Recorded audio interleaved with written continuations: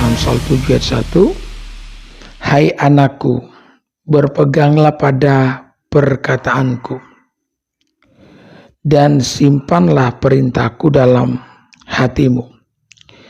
Kitab Amsal ini merupakan tulisan dari Raja Salomo, yang kita tahu bahwa Salomo ini merupakan anak daripada Raja Daud.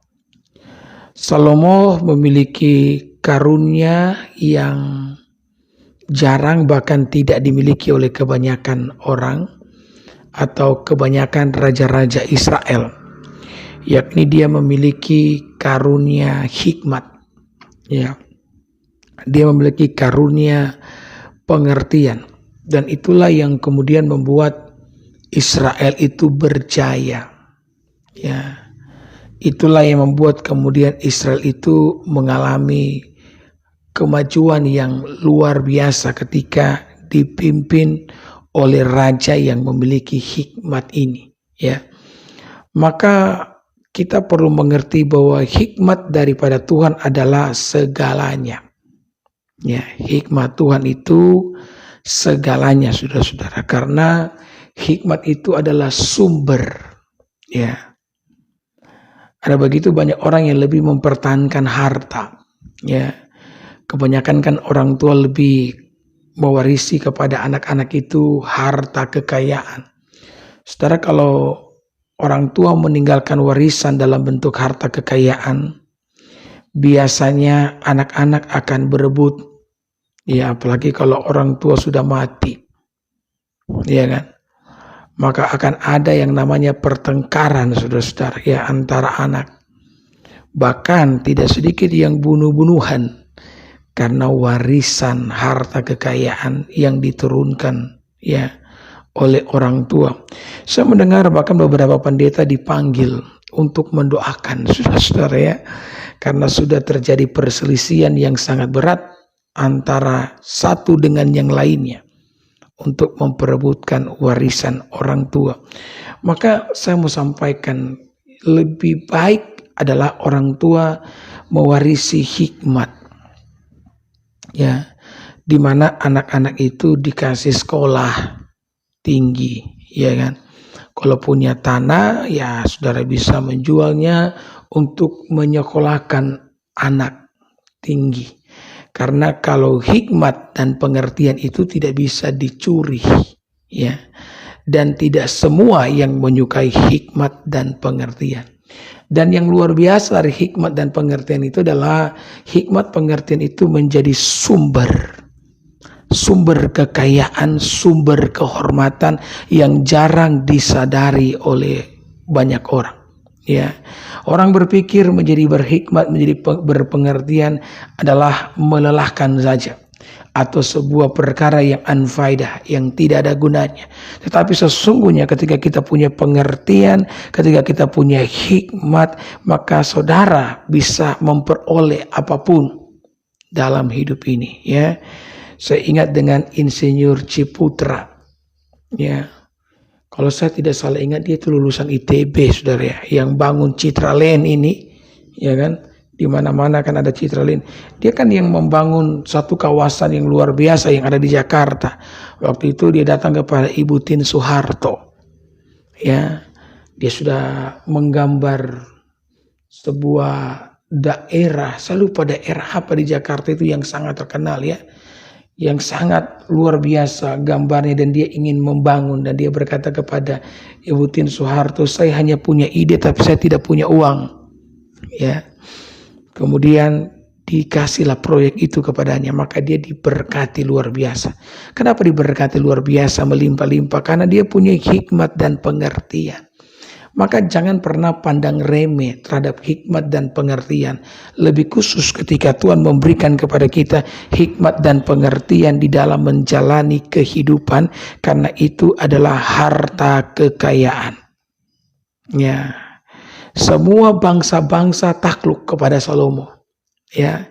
Tidak ada yang berani melawan Salomo oleh karena hikmat Allah yang tinggal di dalamnya. Maka saya berharap ketika saya menyampaikan firman Tuhan ini, saudara memiliki cara pandang yang berbeda, ya. mengenai hikmat Allah. Agar saudara mau mengejarnya, saudara mau mencintainya, saudara mau menyimpannya dalam kehidupan saudara sebagai harta benda kekayaan saudara, ya, sampai hikmat itu memberkati saudara, ya. Maka apa yang dikatakan ayat yang kedua, berpeganglah pada perintahku dan engkau akan hidup. Simpanlah ajaranku seperti biji matamu, ya. Jadi saudara-saudara, mengetahui hikmat penting, ya. Jadi saya sudah menyampaikan diri, memiliki hikmat itu penting. Tetapi yang kemudian ada satu lagi hal yang penting yang harus kita lakukan, yakni berdiri teguh di atas hikmat, di atas pengertian yang kita dapatkan. Bahasa Alkitab, kita perlu berpegang pada perintah, ya. Mengetahui apa yang benar itu baik, tetapi kemudian berpegang teguh kepada apa yang benar itu jauh lebih baik, ya. Karena ketika engkau mengetahui apa yang benar, ya, kebenaran yang engkau ketahui, kebenaran yang engkau pegang, yang menjadi dasar daripada kehidupan saudara akan diuji. Akan diuji. Saya ingat ketika Yesus menyampaikan perumpamaan. Yesus berkata, barang siapa mendengarkan perkataanku dan dia melakukannya, ia sama seperti orang yang mendirikan rumah di atas batu dan kemudian datanglah banjir, ya. Dan orang yang tidak mendengar sama seperti mereka yang mendirikan rumah di atas pasir, kemudian datanglah banjir, ya. Jadi ternyata saudara-saudara, meskipun engkau memegang apa yang benar, kebenaran yang engkau pegang itu akan diuji, bukan untuk kebenaran itu sendiri, tetapi untuk diri saudara sendiri yang meyakini kebenaran tersebut, ya. Apakah engkau mencintai kebenaran tersebut, ya? Apakah engkau benar-benar berpegang teguh, ya, dalam kebenaran itu sendiri? Dan hal itu diuji bukan dengan sebuah perkataan di mana engkau berkata sama seperti Petrus berkata, "Guru, sekalipun murid-murid yang lain meninggalkan engkau, aku Petrus tidak akan pernah meninggalkan engkau." Ujiannya bukan model begitu. Ujiannya datang masalah, datang pergumulan, ya, untuk menguji. Karena ternyata mereka yang menerima upah daripada sebuah kebenaran bukan mereka yang hanya sekedar tahu kebenaran tersebut, melainkan mereka yang berpegang teguh dan berdiri di atas kebenaran itu sendiri. Yang mengerti katakan amin, ya. Karena pada akhirnya saudara-saudara, Salomo pun jatuh ke dalam dosa, bukan karena kebenaran yang tidak punya dampak luar biasa bagi kehidupan Salomo, bukan karena kebenaran itu saudara-saudara, ya, kurang power begitu untuk menjaga Salomo, tidak, melainkan saudara-saudara karena kebenaran itu kurang berdampak dalam kehidupan Salomo. Salomo tidak berpegang teguh di sana. Salomo tidak berdiri kokoh di atas kebenaran itu sendiri, ya. Iblis bisa mengendus dan dia mencium apa yang menjadi kelemahan dari Raja Salomo. Dan ternyata ditemukanlah bahwa kelemahan daripada Raja Salomo ini menyukai yang namanya wanita. Dia dikenal sebagai Raja Israel. Saya tidak tahu dengan raja-raja yang lain yang pernah hidup di muka bumi, ya. Tapi di Alkitab dia dikenal sebagai Raja Israel yang memiliki istri terbanyak, ya. Dan istrinya itu ada 1000. Ya. Luar biasa daripada Salomo, ketika masa mudanya dia kokoh berdiri, tapi dia mulai goyah, saudara-saudara, ketika di masa tuanya, ya. Imannya itu mulai digoyangkan oleh kekasih-kekasihnya, karena banyak kekasih-kekasih daripada Raja Salomo berasal dari bangsa-bangsa kafir. Nah, maka saya mau ingatkan kita, tidak selamanya kita bisa kuat. Itulah sebabnya kita perlu mengelilingi diri kita dengan orang-orang yang baik. Karena pada saat engkau lemah, mereka yang akan menguatkan saudara. Dan sudah sangat terbukti bahwa dengan siapa engkau bergaul, dengan siapa engkau berjalan, dengan siapa engkau menghabiskan waktumu, itu akan mempengaruhi kehidupanmu. Ya, makanya ada ayat Alkitab mengatakan pergaulan yang buruk akan merusak setiap kebiasaan yang baik. Saya percaya bahwa setiap saudara yang mendengarkan saya pada hari ini, termasuk saya, tidak akan pernah lebih baik daripada Salomo. Karena Alkitab mengatakan ketika Tuhan mencurahkan hikmat, ketika Salomo memintakan itu kepada Allah, Tuhan berkata, tidak ada orang yang akan sepintar, seberhikmat, seberpengertian seperti engkau. Baik mereka yang terdahulu, bahkan mereka yang terkemudian. Jadi tidak ada yang bisa menyamai Salomo. Jadi kalau Salomo dalam segala hikmat pengertian yang dimiliki bisa jatuh karena orang ya di sekitarnya, bisa jatuh karena dengan siapa dia menghabiskan waktu. Nah, apalagi saya dan saudara. Amin. Ya, maka saudaraku yang diberkati oleh Tuhan, perhatikanlah dengan siapa engkau menghabiskan waktu. Ya. Kejatuhan Adam pun karena orang yang dekat dengan dia.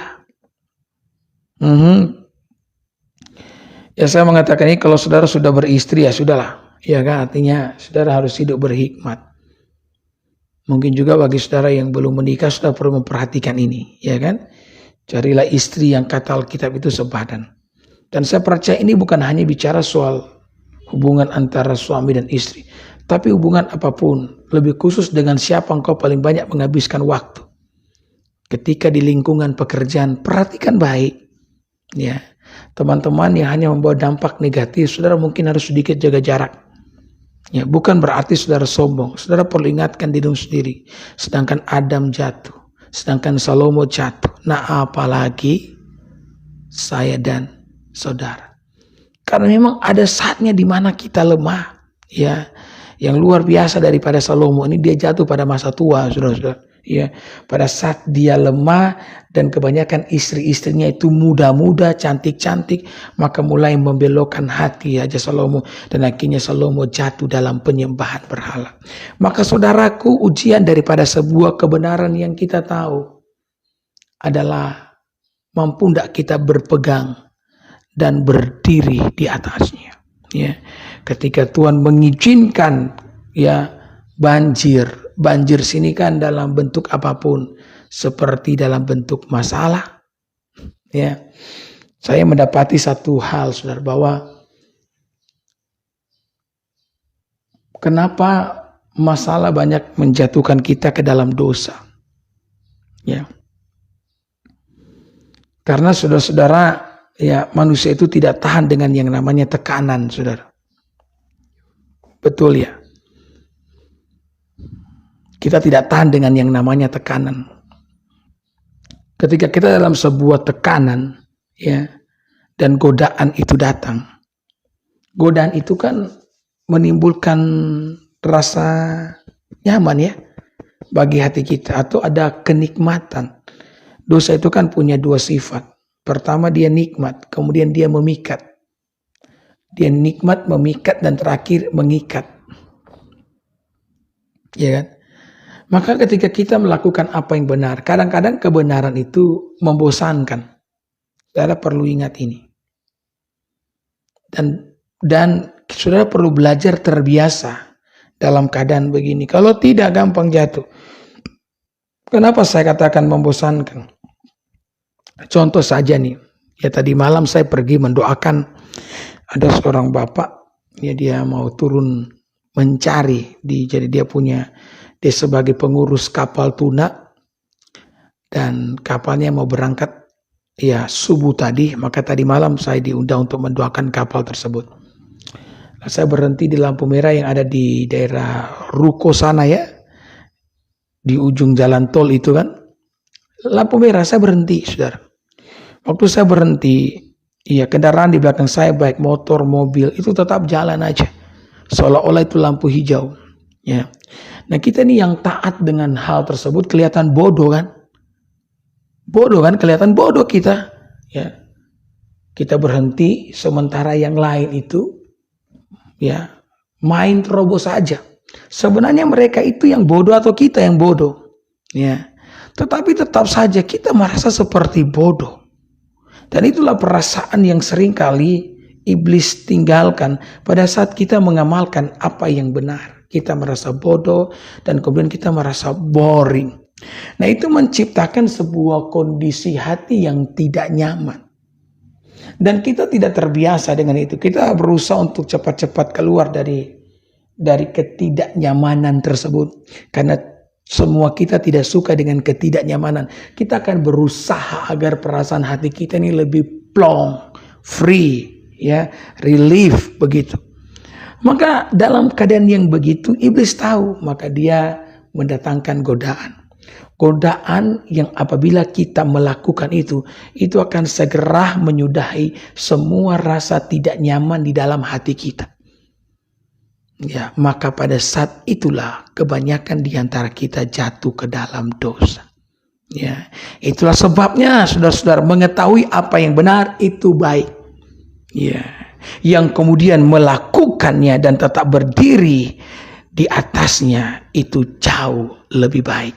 Ya, maka saya mendoakan ini, ya, biar hal ini terjadi kepada setiap kita. Kita mengetahui apa yang benar, sehingga kita menjadi orang yang berhikmat, berpengertian. Kemudian kita mau berpegang teguh di situ. Apapun yang terjadi. Sampai kita melihat kebaikan dan pembelaan Tuhan terjadi di tengah-tengah kehidupan saya dan saudara. Orang yang hebat, kata Abraham Lincoln. Ya, ini Presiden Amerika yang ke-16. Dia ngomong, mereka yang hebat adalah mereka-mereka, dia kasih perumpamaan saja. Mereka-mereka yang ketika sampai, ya, di ujung simpul, ya, di ujung tali maksud saya, mereka bikin simpul dan mereka berpegang di situ. Tahu simpul, ya? Ya, yang bagian ujung tali yang diikat begitu, ya. Berpegang di simpul dan mereka tidak mau melepaskan simpul itu apapun yang terjadi. Dan simpul itu adalah kebenaran. Saya bersyukur Allah memberikan kepada kita kebenaran. Karena dalam dunia ini banyak hal yang dianggap kebenaran tapi bukan kebenaran. Ya. Dan banyak orang yang mati-matian bela-belain sebuah nilai yang mereka anggap kebenaran yang sebenarnya bukan kebenaran. Mengerikan kan? Bahkan ada orang yang rela mati loh. Itu teroris, saudara, mereka mati demi nilai mereka. Mereka meyakini kalau mereka mati secara bunuh diri dan membunuh orang-orang yang tidak seiman dengan mereka, maka itu akan membawa berkat bagi mereka dan mereka akan dapat hadiah 72 bidadari. Ya. Ini nilai yang mereka percaya, tapi nilai ini tidak benar. Maka kita bersyukur Allah telah memberikan kebenaran. Sehingga engkau tidak perlu meragukan itu. Yang perlu engkau lakukan adalah berpegang teguh, ya, pada simpul kebenaran itu sendiri. Jangan mau digeser, ya, apapun yang terjadi, ya. Hiduplah di dalamnya dengan penuh ketekunan. Hiduplah di dalamnya dengan rasa takut akan Tuhan, ya. Sampai kemurahan, kebaikan, cinta kasih yang daripada Allah menjadi milik bagian setiap saudara. Mungkin tantangannya berat, godaannya berat. Ya, semua itu untuk menguji kita. Apakah kita mengasihi, mencintai firman Tuhan? Ya, ketika engkau terus bertahan, berdiri teguh di atasnya, ya, maka pasti ada reward, ada hadiah yang akan Tuhan berikan kepada saudara. Petrus pernah bertanya, ini yang terakhir, Guru, berapa kalikah kami harus mengampuni orang yang bersalah kepada kami? 7 kali kah? Ya, dan Yesus berkata 70 kali 7 kali. Ya. Kenapa Yesus ngomong begitu? Karena Yesus mau murid-muridnya berpegang pada kebenaran. Itu mengampuni itu kan kebenaran. Jadi kalau orang melakukan kesalahan kepada kita itu 70 kali 7 kali loh. Ya. Kita berpegang di situ. Haleluya. Artinya kita tetap mengampuni, tetap melepaskan pengampunan, tidak kepahitan. Ya, ketika engkau disakiti tidak boleh angkat status di FB, ya. Kan itu kebiasaan yang buruk. Nanti dunia pada tahu kalau saudara punya pergumulan. Ya kan? Kalau saudara punya pergumulan, angkat status di hadapan Tuhan, artinya berdoa sambil terus berpegang teguh pada firman sampai kebaikan Allah dinyatakan dalam kehidupan saya dan saudara. Amin.